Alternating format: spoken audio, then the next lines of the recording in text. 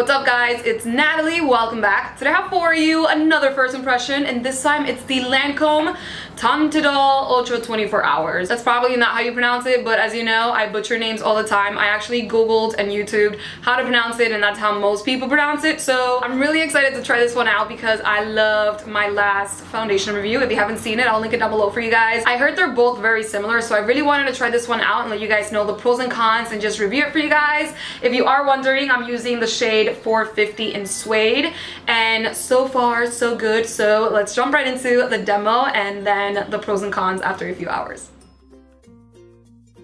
Alright, so I'm going to start with the serum, which you guys asked me to try out on my PR package haul. So we're just going to apply it all over, basically to hydrate the skin, prep it a little bit, you know. The shade that I'm going to be using is the 450 in Suede. This is what it looks like.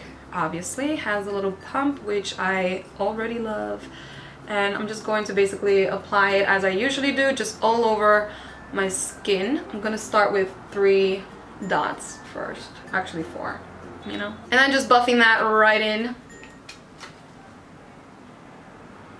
Then just buffing that right in with my foundation brush. I like to basically tap it first. First thing that I noticed though, I don't know if it's the shade itself, but it's kind of sort of oxidizing a little bit, or looking too yellow for me. Maybe this is not the shade for me. So far it seems like it's going to be really full coverage. Nice. This is what it's looking like. I actually like the color of this one since it does have like a yellow undertone and seems to be more of my tanning shade. I have the shade after this one as well, which is the 460 I think or something, but I'm definitely the 450 one because this one's already kind of too dark. Coverage wise, it definitely covered everything for me. I don't know if I want to add one more pump in my chin and forehead just to give it that extra oomph, you know. I think I might just like half a pump right there and right here. I'm going to set it now with a powder. I'm using the Infallible Pro Matte just because that's like one of my favorite drugstore powders, and I also always like to set my foundations. Alright, so I'm back. As you can see, I went for a full face today. I just wanted to show you guys exactly how it looks when it's like in action, you know what I mean? But so far, so good. I really love the texture and feel of it. So it's very lightweight. I have a feeling this is really going to last throughout the whole day. As I mentioned before, it is a 24-hour foundation, so we're going to test that out. It's currently 1 o'clock, so I'm going to go about my day and then come back later, let you know the pros and cons and a few other updates. So be back in a few hours. Alright, so I'm back. It's been a few hours, actually 10 hours or so. It's currently 10:11, so yeah, it's been a long day. As you can see, it looks pretty intact so far. Right off the bat, I really like this foundation. I have a few pros and cons though, so let's jump right into it. First pro has to be that it's a very lightweight foundation.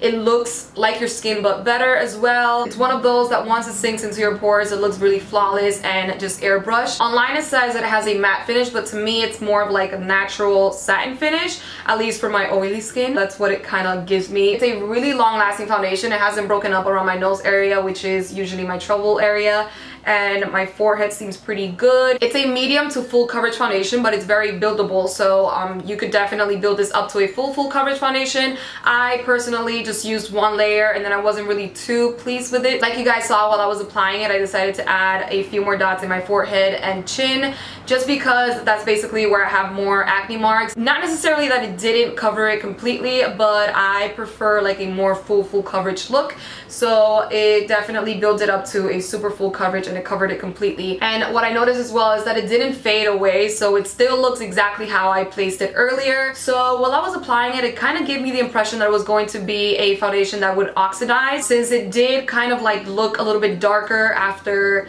I just placed the dots in my skin before buffing it out. That's what it looks like right there. And then once I just like placed a few dots around my face, it kind of looked yellow and oxidized, but it actually just looked really natural. I feel that this is definitely going to be my summer color because it is very to point. Like I mentioned earlier in the video, this foundation is really similar to the Estee Lauder foundation, and many people compare both since they are so similar.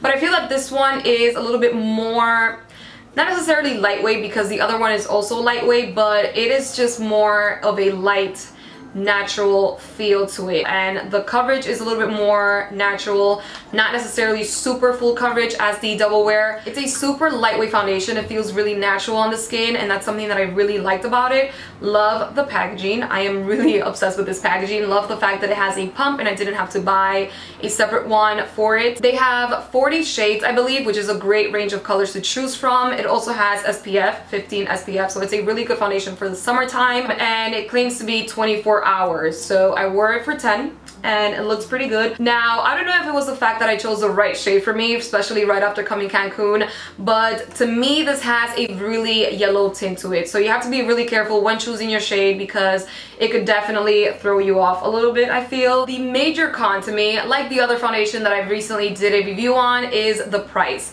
This one again is a super high-end foundation and it is a little expensive. When I say a little expensive, it's definitely the most expensive foundation I own. It is $47. I feel that it's worth the money, especially since it is such a great foundation and it has a really beautiful finish to it. But just keep that in mind, if you are in a budget, it is a little expensive. That's basically all the pros and cons that I have right now. I'll definitely update you guys and add a few more down below, but I feel that it's a great foundation. It's a full coverage foundation. It has a beautiful natural finish to it. Oh, also I haven't blocked my face. Let's do that right now.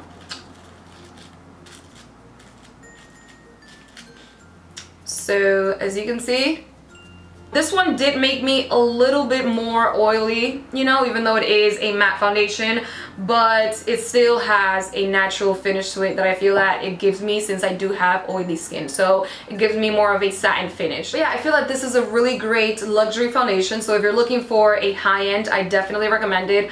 I love the finish of it. So I hope you guys enjoy this review. Let me know in the comments below if you have tried it out and which one do you like. If you like the Double Wear more, or if you like this one, if you have tried both out, because I don't know which one to choose now. But I really love the finish of it, and like the fact that it feels like you have nothing on, because to me the Double Wear kind of gives you a sticky feel to it since it is like waterproof, or so they say, but this one is just like so lightweight, like you have nothing on your face, you know what I mean? That's pretty much it. Remember to subscribe if you haven't already, give this video a thumbs up if you want to see more first impressions, and see you next time. Bye. Oh my god, I always forget to wet my beauty blender. What in the world? I already made a mess. Be right back. So, oh my god. That went 0 to 100 real quick, as all my videos do. Oh my god. Woo! I can't even fucking breathe. Teint Idole, but it's actually a French brand. Ugh.